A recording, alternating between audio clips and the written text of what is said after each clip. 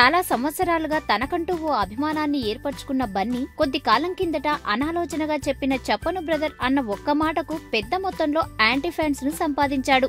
అసలు ఏ పరిస్థితుల్లో ఏ ఉద్దేశంతో ఆ మాట అనాల్సి వచ్చిందో వివరించడానికి ఎన్నిసార్లు ప్రయత్నం చేసినా నష్టమే జరిగింది. మన అభిమానులు ఇప్పుడు ఒక ప్రేక్షకులుగా సినిమాలు చూడటం మానేసి చాలా కాలమయ్యింది. వేరే హీరో సినిమా ఎలా ఉన్నా అంత బాగా లేదు అని ప్రచారం చేద్దాం ఇలా నడుస్తోంది. ఆ ప్రభావం టీజర్ల డిస్లైక్స్ తో మొదలైంది. ఇప్పుడు డీజే దువ్వాడ జగన్నాథం రిజల్ట్ కి కూడా అప్పటి బన్నీ మాటకి సంబంధం లేదని చెప్పలేం. అయితే ఎంత నెగటివ్ టాక్ వచ్చినా స్టైలిష్ స్టార్ దువ్వాడ జగన్నాథం మొదటి రోజు కలెక్షన్స్ ఆయన కెరియర్ లోనే బెస్ట్ ఫస్ట్ డే కలెక్షన్స్ గా రికార్డు నమోదైంది. మొదటి రోజు నైజాం ఏరియాలో 4.85 కోట్ల షేర్ ని కలెక్ట్ చేసింది. ఇది నైజాం ఏరియాలో బన్నీకి అత్యుత్తమ రికార్డు. వేరే ఏరియాల విషయానికి వస్తే మొదటి రోజు కలెక్షన్స్ అల్లు అర్జున్ ఇంతకు ముందు సినిమాల మొదటి రోజు కలెక్షన్స్ ని మించి వచ్చాయి అని ట్రేడ్ వర్గాలు చెబుతున్నాయి. అటువంటి కొన్ని సందర్భాల తర్వాత భారీ అంచనాల నడుమ విడుదలైన సినిమా దువ్వాడ జగన్నాథం. జూన్ 23న విడుదలైన ఈ సినిమా మంచి కలెక్షన్స్ తో నడుస్తోంది. రివ్యూల ప్రభావం పెద్దగా పడలేదు కానీ